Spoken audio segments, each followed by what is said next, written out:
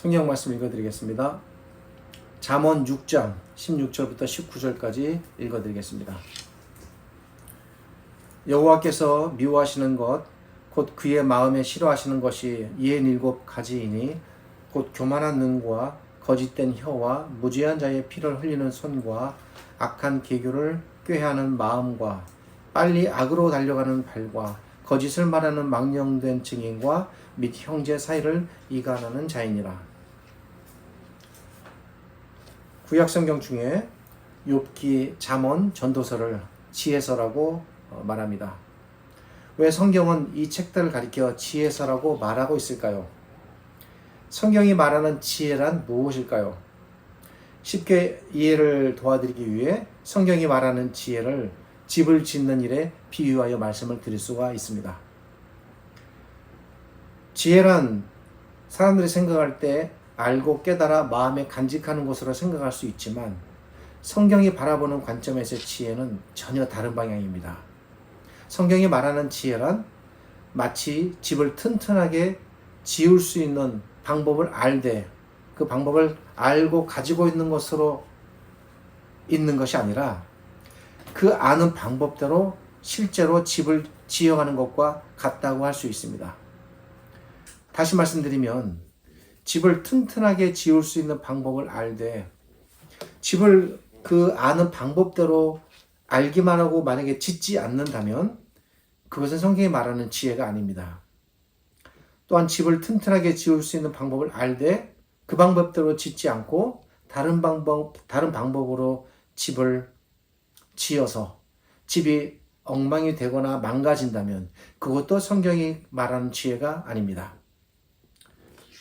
제 말이 아니라 지혜를 이에 비유하여 말씀하신 예수님의 가르침이 이를 반영합니다. 예수님의 비유 가운데 집을 반석 위에 짓는 자가 지혜로운 자라는 가르침이 나옵니다. 집을 반석 위에 짓는 것이 집을 튼튼하게 짓는 것이다 라는 사실은 어린아이도 다 아는 사실입니다. 아이에게 물어보십시오. 모래 위에 짓는 집과 돌 위에 짓는 집 중에 어느 것이 튼튼한 것인가? 그런데 실제로 그렇게 집을 짓는다는 일이 쉽지가 않습니다. 사람들은 집을 짓기 편한 곳에 짓고 싶어하고 또 그렇게 합니다. 실제로 반석 위에 집을 짓는 사람, 그리고 힘들어도 반석 위에 짓기를 포기하지 않는 사람, 즉 성경의 가르침을 실천이라는 것을 통해 마치 집을 짓듯 자신의 삶을 지어가는 사람, 이런 사람이 성경이 말하는 진정한 의미의 지혜로운 사람입니다. 그러므로 알되 실천하지 않으면 그 실천하지 않는 그 자체로 그것은 아무리 많이 알고 있어도 지혜가 아닙니다. 성경은 이렇게 실제로 사용하고 실천하는 것을 가리켜 지혜라고 말합니다. 그러므로 행하지 않는 자의 지혜는 하나님 안에서, 성경 안에서 결코 존재하지 않습니다. 본문은 이러한 의미에서 우리에게 참된 지혜가 무엇인지를, 그러니까 삶의 방향으로 알려주는 겁니다. 본문은 우리가 진정 지혜로운 자로 살기 위해 해야 할 것이 무엇인가를 알려줍니다. 자, 본문을 살펴보겠습니다. 16절에서 기록자는 여호와께서 미워하시는 것, 그의 마음에 싫어하시는 것이 67가지이니 라고 말합니다. 우선 이 16절을 히브리어 직역으로 하면 여호와께서 미워하시는 것 6가지가 있다, 이렇게 됩니다. 그 다음에 그분의 마음에 가증히 여기는 것 7가지가 있다, 이렇게 명확하게 짚어갑니다. 개역 개정성경은 이것을 여호와의 미워하시는 것, 그의 마음에 싫어하시는 것 67가지이니라고 번역을 했는데 틀리진 않습니다만 상당히 약화되었습니다. 여기서 67가지란 여호와께서 미워하시는 것들이 이런 것들이 전부가 아니라 무수히 많은데 그 중에 이 67가지가 여호와께서 미워하시는 것들 중에서도 특히 더 미워하시는 대표적인 것이다 라는 겁니다. 그러니까 더욱 주의하라는 것입니다. 조심하고 또 조심해야 할 것으로 제시됩니다. 기록자는 17절에서 여호와께서 미워하시는 것들을 이제 말하기 시작합니다. 기록자는 먼저 여호와께서 교만한 눈을 미워하신다라고 말합니다. 오늘은 가급적이면 여기 기록되어 있는 항목들을 이 성경의 전체 관점과 그리고 문맥에 맞게 하나하나 그 의미를 풀어가는 형식으로 이제 설교를 진행하려고 합니다. 왜냐하면 그 표현 하나하나가 전부 다 가르침을 주고 그걸 전체를 묶어서 어떤 사상을 전하기 때문에 이 항목들을 조금 살펴볼 필요가 있습니다. 우선 첫 번째 항목. 여기서 말하는 교만한 눈이라는 것은 비유적인 표현입니다. 교만 자체를 의미합니다. 여기서 교만의 핵심은 무엇일까? 높아지려는 마음입니다. 우리는 교만하면 우쭐대고 과시하고 자랑하는 것을 먼저 떠올리게 됩니다. 이런 태도들이 바람직한 모습은 아니겠습니다만 어찌 보면 좀 귀엽다고도 볼 수 있습니다. 어찌 보면 크게 문제가 안 된다는 생각도 저는 듭니다. 이런 외적인 태도들이 우쭐대고 자랑하고 싶고 뭔가 이렇게 약간 떠벌리고 이런 것들이 뭐 바람직한 모습은 아닙니다만 여기서 말하는 교만의 본질은 아닙니다. 그럴 수 있습니다. 애교로 넘어갈 수가 있습니다. 그런 것들은. 여기서 말하는 교만의 본질은 감추어져 있는 마음의 문제입니다. 실제로 교만한 사람은 그렇게 우쭐대거나 자랑하거나 떠벌리지 않아도 언제나 얼마든지 고요하고 온유하고 온순한 모습으로 자신이 겸손한 듯 위장한 채로 교만을 감출 수가 있습니다. 그러니까 마음의 문제라는 겁니다. 이게 이 본질이 외적인 곳에 있지 않습니다. 남에게 허리를 굽히고 웃는 낯으로 대하고 자세를 낮추어도 얼마든지 그 마음속에는 상대에 대한 교만으로 가득할 수가 있습니다. 이게 사람입니다. 그러게 여기서 말하는 교만의 본질은 외적인 문제가 아닙니다. 여기서 말하는 교만의 본질은 내적인 문제이며 그리고 마음의 문제에서 비롯됩니다. 이 마음의 문제의 핵심은 무엇일까? 그것은 바로 남보다 높다는 마음, 또 높아지려는 마음. 반대로 말씀드리면 타인을 자신 아래 두려는 마음입니다. 남보다 높아지려는 마음이 깊이 자리 잡게 되면 자신을 남과 자꾸 비교하게 됩니다. 또 성경에는 이러한 것들이 극단적으로 나아가서 결국에는 사람뿐만 아니라 하나님보다도 높아지려는 마음을 갖게 되는 그런 모습도 성경에서 발견됩니다. 그렇게 끝없이 높아지고자 하는 것입니다. 굉장히 무섭고 위험한 것입니다. 그걸 하나님께서 가만 놔두실 수가 없는 겁니다. 이런 사람은 다른 사람에 비교하여 우월감에 빠지는 것이 일반적인 모습이고 또 그 반대로는 열등감에 빠지기도 합니다. 내가 남보다 우월하다 싶으면은 우월감에 빠져서 남을 멸시하고 내가 남보다 못하다 여기면은 극심한 그 분노나 좌절 때문에 열등감에 빠지게 되는 겁니다. 그러니까 저는 볼 때 본질적으로 높아지려는 마음과 열등감에 사로잡히는 마음은 두 마음 다 교만이라는 본질에서 나오는 두 가지 마음의 형태들입니다. 그러니까 같은 겁니다. 높아지려는 마음과 열등감에 빠지는 것이 교만의 두 얼굴이고 결국 모두 다 교만의 범주에 속하는 건 마음의 문제입니다. 사람은 물질이든 권력이든 지위든 지식이든 무엇이든 남들보다 조금 더 가졌다 싶으면 그것을 기쁘게 여기고 감사히 여기서 베풀고 존중하고 배려하고 남을 나누려고 하기보다는 그거를 가지고 남을 멸시하고 조롱하려는 수단으로 삼습니다. 그러니까 교만한 사람의 특성이 하나 있는데 그것은 뭐냐면 교만한 사람에게는 타인에 대한 배려라는 게 없습니다. 타인에 대한 존중도 있을 리가 없습니다. 교만한 사람의 특징은 오직 자신만을 위할 뿐입니다. 이웃에 대한 멸시와 조롱 그리고 배려하지 않고 하지 않는 모습이 교만의 또 다른 다양한 얼굴들입니다. 돌아가셨지만 고 박윤선 박사님께서는 교만은 사람의 그림자와 같다라고 말씀하셨는데 이 말 속에 상당한 의미가 들어있는 것 같습니다. 교만이 얼마나 집요하게 사람을 따라다니며 평생을 괴롭히는지를 이 비유적인 표현 한 문장이 알려줍니다. 교만은 사람을 평생 쫓아다닙니다. 그림자가 없는 사람이 있습니까? 없습니다. 이처럼 이 땅의 모든 사람 곁에는 늘 교만이 곁에 붙어 따라다니는 그림자처럼 따라다닙니다.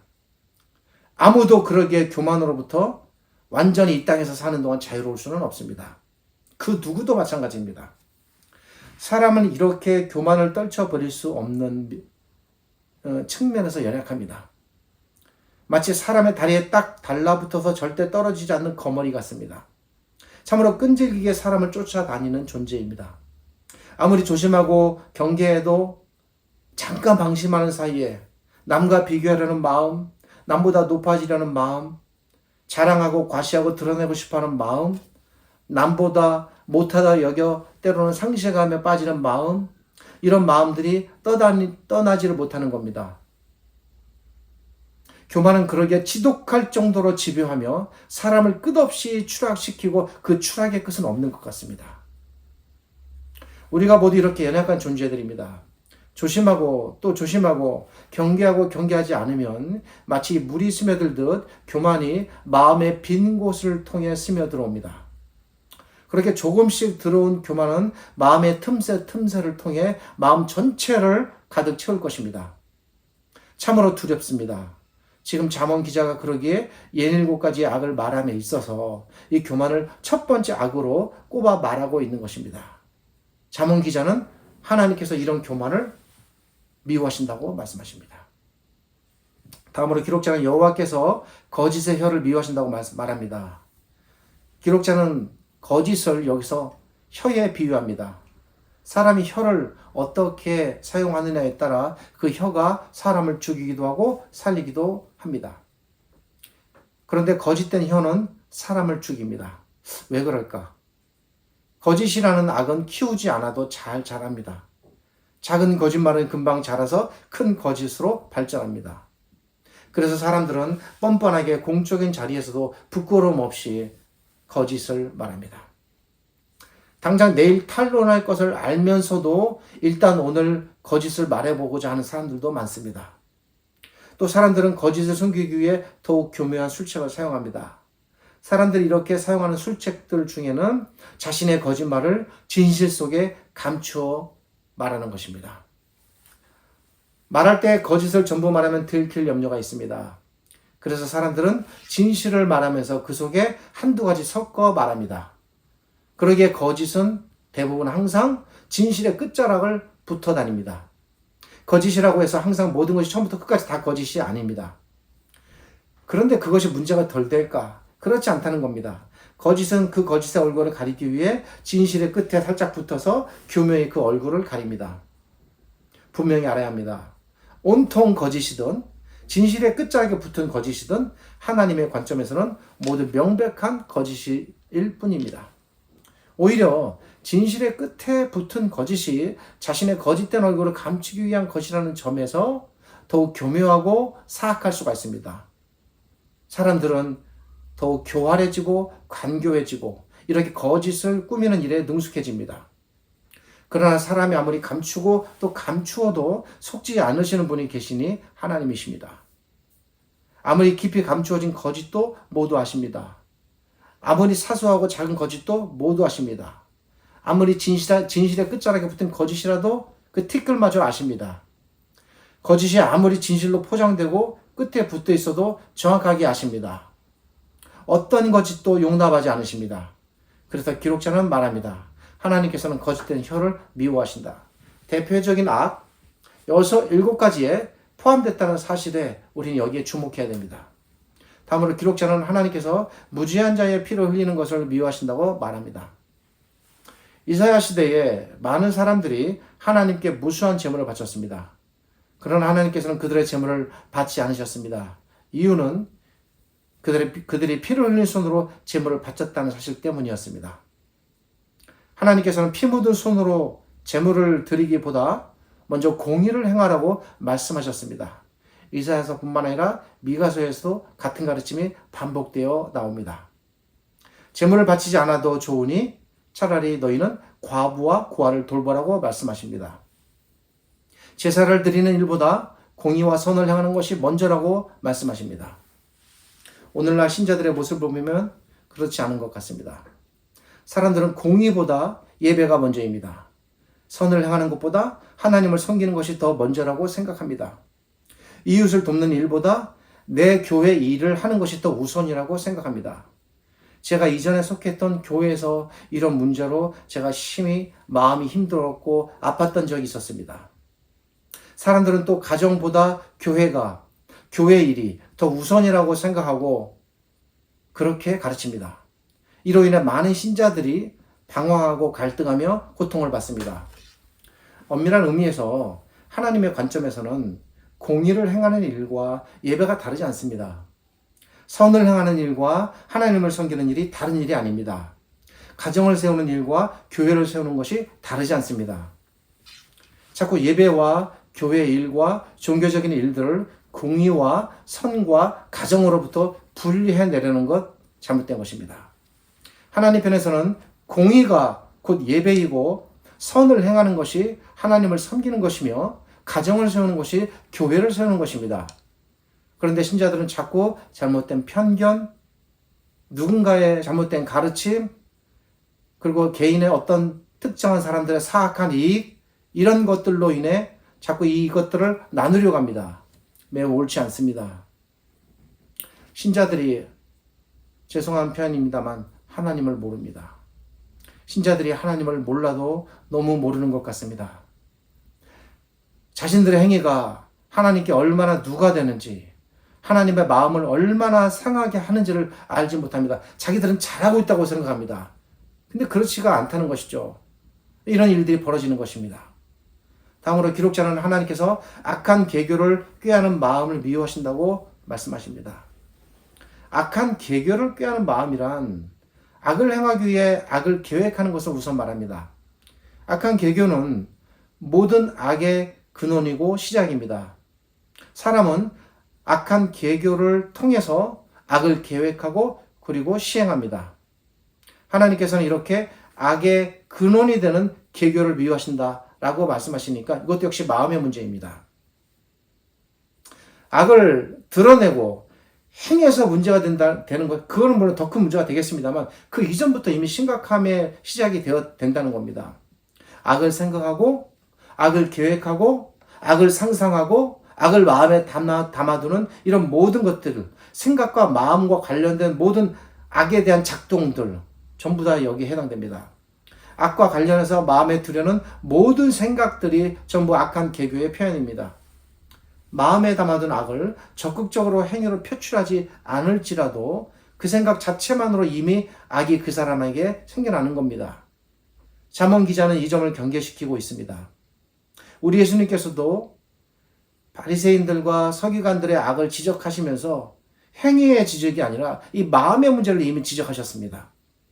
내 속에 이런 악이 없는지, 이런 악한 계교가 없는지, 내가 조금이라도 악을 유연하게 생각하고 그리고 용납하고 허용하려는 마음은 없는지.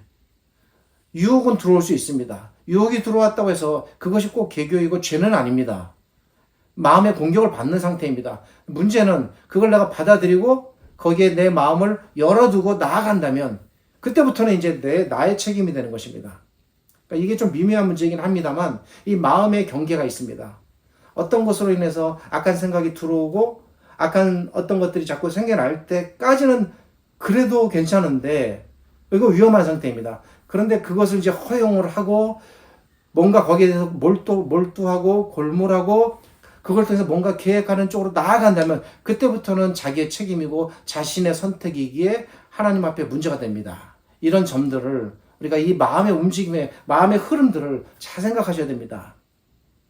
참되고 거룩한 신자의 출발은 무엇을 행하느냐의 이전에 악과 관련하여 자신의 마음을 잘 다스리는 일로부터 시작됩니다. 이런 악한 계교가 행위로 표출되는 세 가지가 있으니 그것이 바로 기록된 대로 빨리 악으로 달려가는 발과 거짓을 말하는 망령된 증인과 형제 사이를 이간하는 자, 특별히 악에 대해서 여기서 세 가지로 말합니다. 악한 괴교가 악에 대한 마음의 문제였다면 그 마음의 문제에서 더 발달되어 표출되는 행위의 문제를 세 가지로 말한 겁니다. 빨리 달려가는 악이란 악한 괴교를 빠르게 행위로 나타내는 모든 행위에 대한 비유적 표현입니다. 또 거짓을 말하는 망령된 증인도 이런 악에 해당합니다. 앞에서 빨리 달려가는 발로 행위로 표현되었다면 여기서는 입술로 표현되는 겁니다. 거짓으로 누군가를 모해하고 누군가의 존엄함을 훼손하고 누군가를 험담하거나 음해하는 모든 행위들이 바로 망령된 증인에 속하는 죄입니다. 그리고 이어서 나타나는 형제 사이를 이간하는 죄도 이런 죄들 중 하나입니다. 이웃을 누군가에게 거짓으로 말하고 서로 오해시켜 미워하게 하는 만드는 일, 우리가 보기에는 작고 사소한 것 같지만 하나님께는 매우 심각한 악으로 간주됩니다. 왜냐하면 이런 것들은 궁극적으로 교회의 일치됨을 훼손하고 그리고 하나님의 나라를 훼손하며 그리고 거룩한 공동체를 파괴하기 때문에 놔둘 수 있는 문제가 아닙니다. 구약에서도 이런 죄들에 대해서 하나님께서 적극적으로 대처하셨고 깊이 개입하셨습니다. 그러기에 우리는 대화할 때 조심하고 또 두려워해야 할 필요가 있습니다. 작은 악이라고 생각하는 것이 악이 하나님께 큰 악으로 여겨질 수 있다는 사실, 형제를 이간하는 죄가 이에 해당된다는 것을 우리가 알아야 합니다. 이런 악을 행하는 자들에 대해 기록자는 15절에서 그 재앙이 갑자기 임한즉 도움을 얻지 못하고 당장에 패망하리라 라고 말합니다. 이런 악을 행하는 자는 언젠가 하나님의 심판을 받아 결국에는 멸망당할 거다라는 심판의 말을 하고 있습니다. 본문을 통해 하나님께서 우리에게 가르치시는 중요한 가르침이 무엇일까? 그것은 바로 하나님께서는 이 67가지 악에 대하여 철저하게 대처하시고 미워하신다는 사실입니다. 우리식으로 표현하면 하나님께서는 악을 뼈저리게 미워하신다는 겁니다. 우리가 어떤 벌레를 보면 극도로 놀라고 혐오하듯 하나님께서 악을 그렇게 미워하시고 혐오하신다는 사실에 우리가 집중해야 됩니다. 하나님께서는 악을 싫어하신다는 사실을 우리가 성경을 통해 익숙하게 배웠지만 악에 대한 하나님의 입장은 단순히 싫어하신다는 표현 정도로는 많이 부족합니다. 우리가 어떤 것을 정말 싫어하면 그것과 함께 있는 것 자체를 용납할 수 없습니다. 때로는 우리가 싫어하는 그것을 원수처럼 미워하기도 합니다. 악에 대한 하나님의 입장이 이러하다는 것입니다. 하나님께서는 악을 너무나도 싫어하시기에 결코 용납하실 수가 없습니다. 악을 원수처럼 미워하십니다. 하나님께서는 악을 티끌만큼도 허용하실 수가 없습니다. 하나님께서 이런 하나님이시기에 하나님께서는 악에 대하여 우리도 하나님과 같은 입장을 취하기를 원하십니다. 하나님께서는 우리가 악에 대하여 하나님과 동일한 마음으로 멀리하고 미워하기를 원하신다는 겁니다. 이렇게 사는 삶이 하나님께서 기뻐하시는 삶입니다. 웨스트민스터 신앙고백서 소요리 문답과 대요리 문답 제1문은 이렇게 시작합니다. 사람의 제일 되는 목적이 무엇인가? 사람의 제일 되는 목적은 하나님을 영화롭게 하고 영원토록 그를 즐거워하는 것이다. 근데 이 부분을 우리가 잘 이해하고 해석할 필요가 있습니다. 하나님을 영화롭게 하고 그를 즐거워하기 위해 우리가 취해야 할 태도는 무엇인가? 그것은 바로 오늘 본문과 연관해서 이렇게 하나님께서 미워하시는 악들을 우리가 멀리하고 그리고 선을 행하는 것입니다. 하나님을 영화롭게 하는 일이 하나님께 영광을 돌립니다. 하나님을 경배합니다. 하나님을 찬양합니다. 하나님을 높입니다. 라는 몇 마디 말들이나 또는 두 손 들고 외치는 몇 절의 찬양으로 되어질 수 없음을 우리는 알아야 합니다. 결코 하나님께서는 그런 입술들, 그런 찬양들, 그런 기도들, 행위들, 고백들로 인해 그 자체로 영화롭게 되실 수가 없는 분입니다. 결코 하나님께서는 우리의 그런 웅얼거리는 입술로 영광 얻으실 분이 아닙니다. 우리가 마땅히 찬양과 기도를 존중하고 소홀히 함이 없어야 하겠지만 그러나 그럼에도 불구하고 우리가 우리의 찬양과 기도와 고백으로 그분이 영화롭게 될 수 있다? 그렇지 않다는 겁니다. 이것을 우리가 절실하게 알아야 합니다. 하나님을 영화롭게 하라는 이 웨스트민스터의 신앙 고백서의 이 저변에는 구약식으로 표현하면 제사 잘 드리라는 말이 아니라, 오늘날로 표현하면 예배 잘 드리라는 말이 아니라, 예배 잘 드리는 일이 물론 중요하겠지만 이것이 하나님을 영화롭게 하는 일의 본질이나 핵심이 아니라는 것입니다. 그러니까 예배로 삶을 덮으려 하면 안 됩니다. 종교로 자기의 거룩함을 포장하려고 하면 안 됩니다. 찬양과 기도로 의존하시면 안 됩니다. 주일에 드리는 예배로 내 삶의 수치가 가려질 수 있다 생각하시면 안 됩니다. 예배는 포장이 아닙니다. 이런 식의 행위들은 도리어 하나님을 노엽게 하는 일들입니다. 이미 이런 사악한 악들에 대하여 여호와 하나님께서 이사야서, 말라기, 미가서 등과 같은 구약의 선지서에서 충분히 지적하셨고 경고하셨습니다. 저희의 새삼스러운 말씀이 아닙니다. 그러기에 우리는 아무리 힘들어도 그리고 어려워도 하나님께서 미워하시는 것들을 미워해야 합니다. 우리에게 유익이 있다고 하여 악을 가까이 두거나 곁에 두려고 해서는 안 됩니다. 악과 타협해서도 절대 안 됩니다.